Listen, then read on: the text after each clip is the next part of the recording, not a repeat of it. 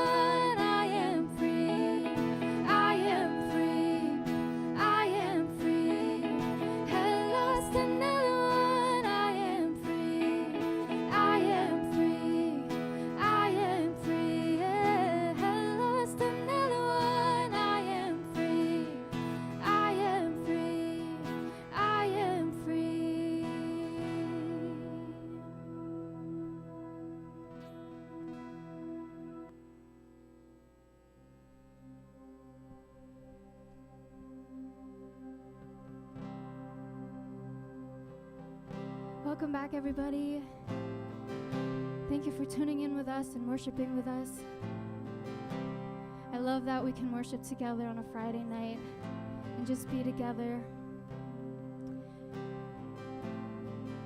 I love worship so much because we can just be honest and be free and be vulnerable before God.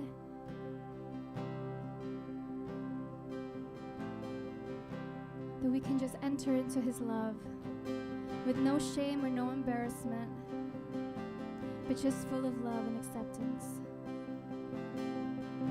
And so I want to encourage you as we continue to worship together, that you'd allow yourself to just enter into God's love. And would you receive it?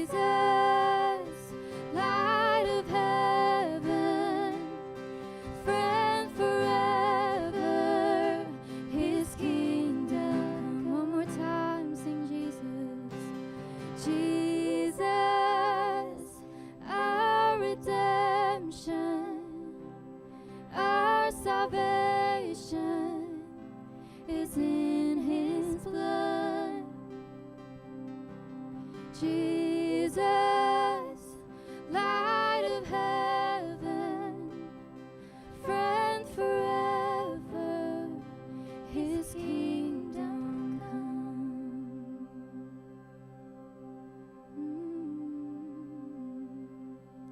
I love those words that says, take courage and hold on. Be strong and remember where our help comes from. What a great reminder that God is here with us and he is never leaving us.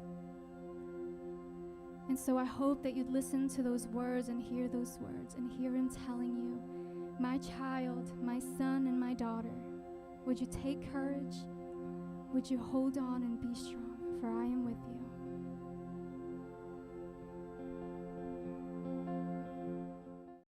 Hey guys, it's Grace. Baller Grace, it's whatever. So I'm just living life the lavish way. Oh, who's that? Hey. Hey Beulah. Hey Grace, what's up? Welcome to tea time. I mean, I know we're not talking anymore. Technically, it's Zoom time. It's Zoom not. Zoom time. We should rename it Zoom time.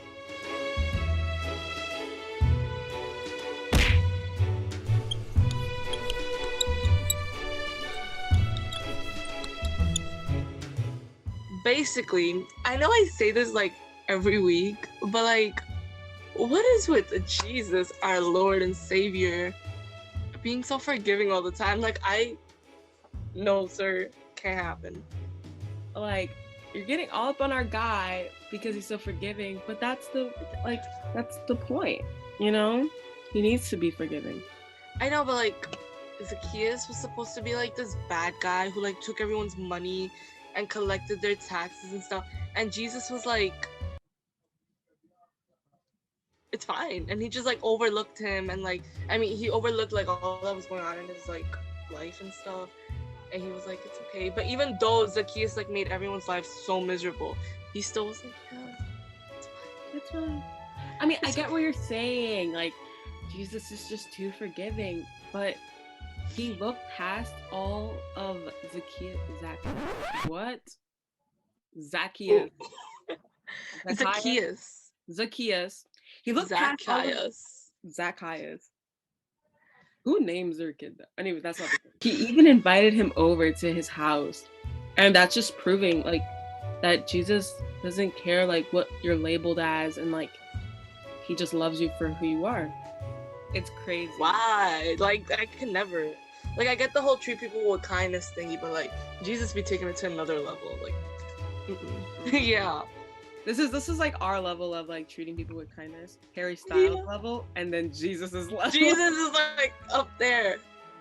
At the time, obviously, Zacchaeus was like a tax collector, and which was like the worst somebody could be, I guess, at that time. Like, Jesus proved to him, like, you could still love a person like that, and that he's always there for us, and he loves the real us, and that's the tea. And that's the tea. And that's the tea.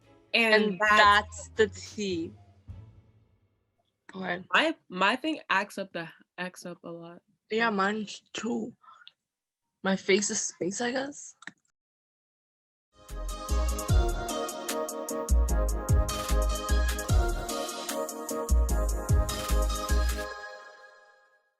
What's up, you guys? I'm glad to be back with you again tonight for part two of It's Personal, for week 2 of It's Personal. And I'm really looking forward to diving more into the story about Jesus and his interactions with Zacchaeus. And tonight I want to talk to you guys about something that I think is really important. And it's important to understand and to know about Jesus. And it's this, that it's personal. Our faith, our journey, our walk with God is personal because Jesus knows what matters to you. He knows what matters to you because he cares enough about you to know what matters to you. And tell me if you guys have ever had an experience like this, where you have a friend who you think is like, you're really tight with them, you think you're really close, and then you find out later that they have an entire life that you knew nothing about whatsoever.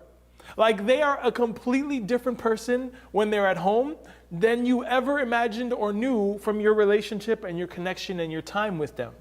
It's crazy when that kind of thing happens. And as I was preparing for this, I was trying to think of a time in my life where I had a friend who I was really close with, only to find out later on that they were completely different than what I knew of them.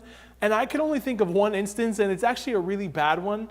I had this really close friend. We went to church together. We grew up together. I thought this kid was a great guy. And then I found out later on one day hanging out in his house that he was a drug dealer. No idea, no clue whatsoever, completely caught me off guard, totally surprised me. But this was his secret life. And we were in like middle school at the time when I found this out. So he started off young, and I have no idea what happened to him. But those things happen sometimes. Those things happen sometimes because you can know somebody, but not really know them. You can have a really close friend, you can have somebody that you're really tight with, but do you really know them completely? Because they may tell you a story, or you may see them do something that catches you completely off guard because it's completely outside of the way that you've experienced them and that you've come to know them. The same thing is true for all of us. We can hang out with people and still not have a ton of people who know the real us. We can still have a ton of people who don't really know all that there is to know about us. You see, for most of us, our friends are probably the people who get us the most. Like, you have that group of friends who, no matter what, they know the most about me. They know more about me than anyone else. And maybe some of you say that you have a bestie, come on guys, put your bestie's name in the chat. Just type your bestie's name right now. Shout out your bestie in the chat. And if somebody on here types a name and you thought you were their bestie and it turns out that you're not, it's okay. It's okay. Don't worry about it. But just shout out your bestie in the chat, because we would love to hear who your best friend is, but also maybe create some issues for some of you guys. Just kidding. Don't do that, but do it. So here's the thing. Even though you have that best friend, that person who probably knows you better than anyone else in the world, chances are they don't know 100% of you. They don't know you completely, thoroughly, inside and out, because there's no one who gets us 100% of the time. There is no one who knows every single thing about us 100% of the time. And that's totally normal. It's completely normal, but sometimes it would be nice if more people understood us. If they understood our quirks, our habits, our interests, our struggles, and even our fears. See, instead, most of the time we feel like nobody fully understands. Nobody completely gets us. And you know who else that feels that way? Everybody. Everybody's walking around feeling like they're not completely understood. Everybody feels a little bit like there's some part of them that no one gets, that no one really understands, that no one knows the real me. And there's a long list of reasons for that. It's not easy to feel that way. It's one of the reasons this idea of it being personal matters so much, because whether you knew this or not, you are actually wired, like you're literally put together to be known. Like our whole thing about being in relationship with other people, like our desire for those things is because we're designed to be known. You are made to have somebody who gets you, who understands who you are and knows what your real world is like. I'm not talking about the world that exists out here, not the world that you post on social media. I'm talking about your real world, those inner thoughts that you make sure you don't share with anybody else, the secret ambitions that you have that you wouldn't dare tell anyone about. And this, my friends, is what brings us back to this guy named Zacchaeus. See, last week we started to talk about the encounter that he had with Jesus. Jesus and this guy Zacchaeus, in the section of the Bible in the New Testament, it's found in Luke chapter 19. Luke shares the story of Zacchaeus, who, like we learned last week, was on the outside of the group. He was a Jewish tax collector. Like, here's the T for you. He was a Jewish tax collector, which was a super bad thing. Like, it was a bad thing to be. That's like the worst job you could have possibly had. And here's the short version. He was a traitor. He was a traitor. But then Jesus comes to town and everybody's dying to see him. The crowds are coming from every angle you could ever imagine. Like this was the equivalent of the most famous rock star you could imagine walking down the streets of Manhattan. Everybody knows who they are, so everybody wants to get a glimpse. Everybody just wants to see. And people wanted to know if Jesus was like the rumors say he was. Like they wanted to know if the tea was real, if the tea was, can I say, is the tea drinkable? Like, is that a thing? Tell me if that's a thing. Write it in the chat. They wanted to know if he was really healing people, if people were being changed, if he was actually performing the miracles that they had heard about. They wanted to know if he's really challenging the powers that were in charge at the time. You see, everyone wanted to see what Jesus was like, and Zacchaeus was no different. So he shows up.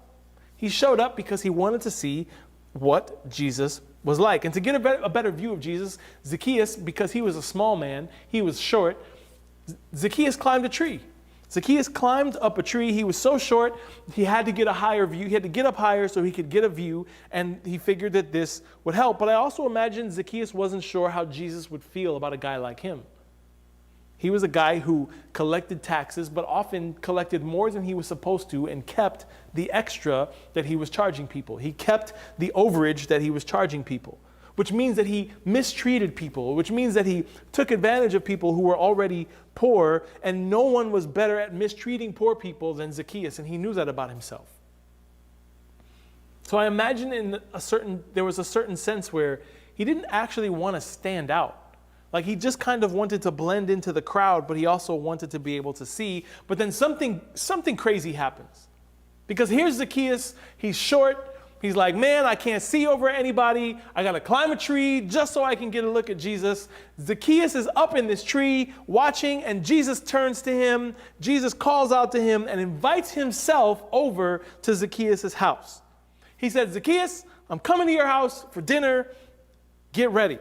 This is what it says, Luke 19:5. When Jesus reached the spot, he looked up and said to him, Zacchaeus, come down immediately. I must stay at your house today. That's bold. I don't know about you, but I don't know that I react well when someone invites themselves to my house. Like, hey, I'm coming over. I'll be there in 5 minutes. Like, what? Like, that's not the kind of thing that I normally react well to. So here's Zacchaeus, who wants to hide, who wants to blend in with the crowd. And the most famous person, this extremely famous person that people have come from miles around to see, there's huge crowds, stops under the tree that Zacchaeus is hiding in. He calls Zacchaeus by his name. They've never met before, as far as we know. He calls Zacchaeus by his name and says, I am coming to your house today. I'm going to eat dinner with you. Come down from the tree and let's go. See, having someone in your home at the time when this was going on, was a sign of friendship. It sent a message of friendship. So Zacchaeus wasn't sitting in the tree thinking that Jesus was rude for inviting himself over. He was most likely sitting in the tree thinking, I can't believe Jesus would want to have dinner with me at all, because I know who I am. I know how I am. I know how I mistreat people. I know. So he's got all these things potentially running around in his mind. And yet here is Jesus inviting himself over, basically saying, friend, let's have dinner together. Let's break bread together. That's pretty powerful. When you have a low view of yourself, when you're down on yourself, and this person that you look up to, that you admire, that in some respects maybe you even want to emulate, is saying to you, hey, I want to have friendship, relationship, and connection with you. I'm coming to your house. Let's eat together. I would imagine that Zacchaeus was floored and honored at the gesture. But understand this, that Jesus didn't whisper this. It's not like he climbed up the tree and was like, yo, Zacchaeus. He announced it for the whole crowd, and so everyone around who also knows who Zacchaeus is, they know that he is a lying, cheating tax collector. They know that he is somebody who is probably despised in their community because of his job, and yet here is Jesus inviting himself over to have dinner in that person's house. Everybody saw this happen. He continues in Luke 19:6, so he, Zacchaeus, came down at once and welcomed him gladly. But why did Jesus invite himself over? What was the point? See, Jesus cared about what Zacchaeus cared about. Jesus cared about what Zacchaeus cared about. And even though it didn't seem like it on the outside, Zacchaeus cared about belonging. Zacchaeus cared about being accepted. He cared about being seen. And he cared about being known. How do I know that? Because he's a human being. See, even though he does things that the people around him didn't like, it didn't remove his humanity from him. And so Zacchaeus wanted to feel like he belonged, like he fit in. He wanted to feel like he was accepted. He wanted to feel like someone actually saw him. And he wanted to be known. He didn't want to just be known as the tax collecting cheat. He wanted to be known for the guy with a hobby. He wanted to be known for the guy who had a really nice singing voice. Maybe he wanted to be known as the guy who could hit three-pointers from anywhere on the court. He wanted to be known for who he actually is beyond what he does for a living. See, Zacchaeus lived his entire life as an outsider. As a Jewish man, he didn't fit in with the Romans who were occupying the territory at the time, even though he worked for them. Like, he worked for them, but he wasn't one of them. And he didn't fit in with his Jewish neighbors because he taxed them on behalf of the Roman government, who they weren't happy about having around to begin with. And see, Zacchaeus wasn't just climbing a tree to see Jesus. He was climbing a tree to see if he mattered to Jesus and to see if Jesus knew what mattered to him. And I don't want you to miss this because it surprises everyone. People didn't expect a friendship to form between Jesus and this outcast. Like, no one thought nobody could see this coming, that Jesus would form a friendship with this guy, with this kind of person. In fact, they probably thought that they already knew everything they needed to know about Zacchaeus. As a tax collector, they knew exactly what he was like, and they didn't want to be associated with him at all, but not Jesus. That's not what he was about. That's not what he's like. See, Jesus knew that just because Zacchaeus had the label of tax collector, it didn't tell the whole story about who he was. If you've ever been labeled before, you know exactly what I'm talking about. If you've ever made one choice and then been labeled as a particular thing because of one decision that you made, or maybe it was several decisions you made, and all of a sudden you're labeled as that guy or that girl, you know how terrible that feels. But see, it turns out that Jesus knew Zacchaeus better than anyone around him did. He understood that Zacchaeus was a person who wanted to belong. He understood that Zacchaeus was somebody that just wanted to fit in, and he went over to his house to show him exactly that he belongs, that he's welcome, and that he fits in. So if you've ever wondered what Jesus thinks about you, because I think it's safe, I think we all wonder that at some point or another. What does Jesus think of me? What does God think of me?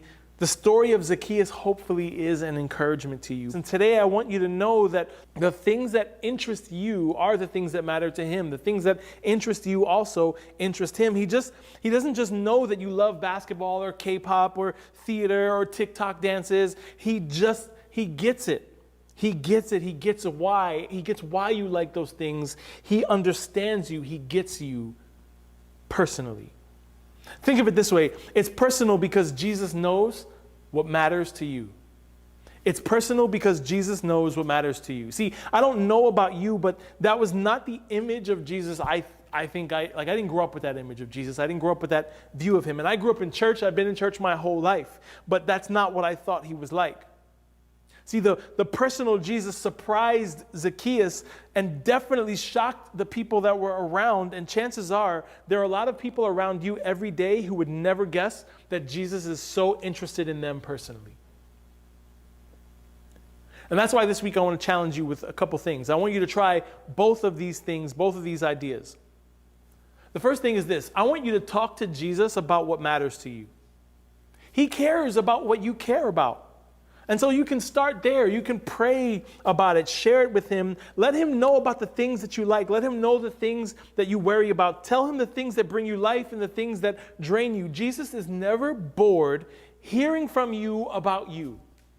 Like you can talk. Jesus, you know what? I want to be a great basketball player. I love basketball. Jesus, I want to be an amazing photographer. I love taking pictures. Jesus, I want to be on stages. I love plays. I love being like in shows. Jesus, I want to study like biology. Jesus, I want to be a famous actor. Jesus, these are the things I'm interested in. This is the stuff that matters to me, because he's never bored hearing from you about you, because it's personal to him.